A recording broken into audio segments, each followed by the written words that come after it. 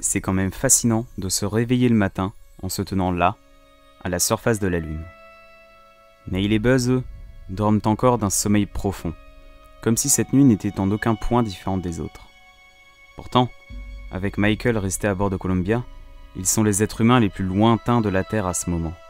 Les deux hommes finiront tout de même par se réveiller, et ils contacteront presque immédiatement Houston, qui leur demandera de vérifier tous les systèmes de survie du LEM pour voir si rien n'a bougé pendant la nuit, qui n'en était pas vraiment une vu qu'il fait toujours jour ici.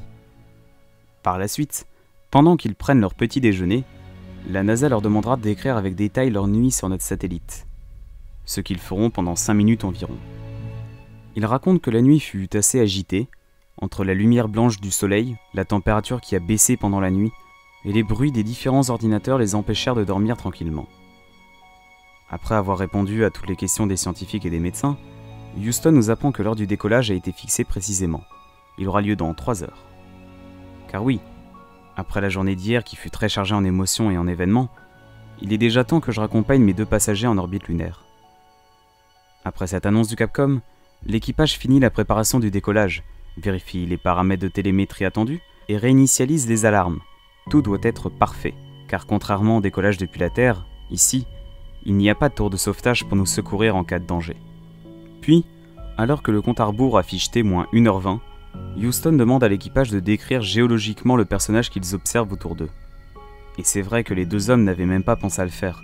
Pourtant, il n'y a aucune autre personne mieux placée qu'eux pour savoir à quoi le paysage lunaire ressemble. Après un long descriptif, le Capcom annonce qu'il reste désormais plus qu'1 heure avant l'allumage du moteur de remontée. À T-10 minutes, Houston annonce Apollo 11, you're go for liftoff. Je vois les astronautes dans leur siège regarder la surface. Et ils ont raison d'en profiter. C'est la dernière fois, avant sûrement un long moment, qu'ils la voient. Autant qu'ils en profitent jusqu'au bout. Même si je sens que ça va les rendre un peu tristes tout de même de rentrer. Pour ma part, la surface ne va pas tant me manquer, car d'ici peu j'y serai de retour. Mais sans Neil et Buzz. Enfin, le dernier compte à rebours commence. Je croise les doigts. Il faut que tout fonctionne à merveille.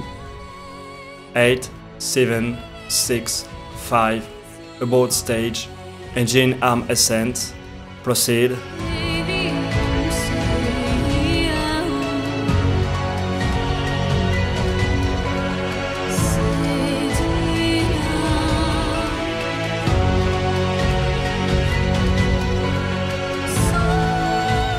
That was beautiful. There's that one crater down there. Ça y est, on s'envole. Je me sens tout léger et c'est normal. Au décollage, on m'a séparé de mon module de descente qui, lui, restera sur place. En plus, la poussée n'a duré que quelques secondes. Mais ça suffit à nous propulser loin. On est déjà à 2300 pieds de la surface et elle s'éloigne à une vitesse folle. Quelques minutes après le décollage, Neil m'oriente et rallume mon moteur pour pouvoir enfin se remettre en orbite lunaire. Par la suite, plusieurs petites manœuvres seront faites afin d'approcher au plus près Columbia lors de notre rencontre avec ce dernier, d'ici quelques dizaines de minutes seulement.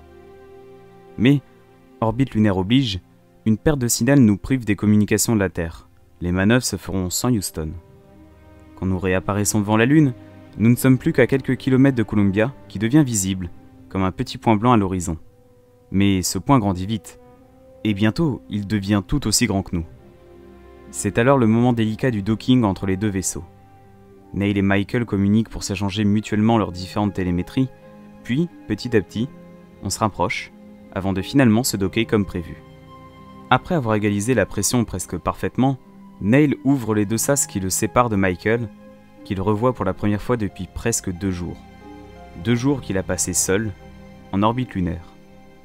Les 3 hommes se mettent immédiatement au travail pour décharger du LEM tout le matériel scientifique et les échantillons récoltés à la surface. Puis, Neil, après un dernier coup d'œil, ferme définitivement l'écoutille qui me sépare de Columbia. Ça y est, c'est le moment où je fais mes adieux à l'équipage. Car, je le savais depuis le début, mais je ne rentrerai jamais sur Terre. Car même si j'ai transporté des hommes pour la première fois sur la Lune, je suis désormais devenu un poids mort dont il faut se séparer pour la réussite de la mission. Bien que je sois heureux de retourner voir ma nouvelle maison, la Lune, je suis quand même un peu triste. Jamais je ne saurai si l'équipage rentrera vivant sur Terre. Jamais je ne connaîtrai la suite de l'épopée spatiale, la conquête de Mars, ou la découverte de nouveaux mondes et univers. Et voilà, on vient de me séparer de Columbia. Houston va effectuer une dernière manœuvre à distance qui va rallumer mon moteur pour me désorbiter.